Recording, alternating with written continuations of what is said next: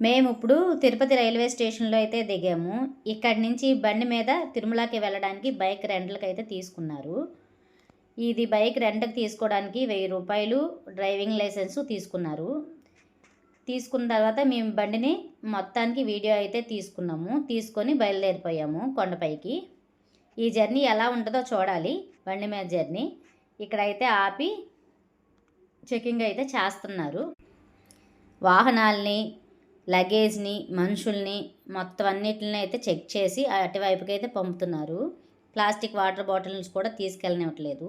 అటువైపు చెకింగ్ అయిపోయిన తర్వాత కొన్ని ఫొటోస్ అయితే తీసుకొని మళ్ళీ కొండపైకైతే బయలుదేరిపోయాము.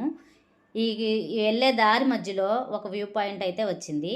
వ్యూ పాయింట్‌ని చూసుకొని కొన్ని ఫొటోస్ అయితే తీసుకొని మళ్ళీ ఇక్కడి నుంచి కూడా బయలుదేరిపోయాము.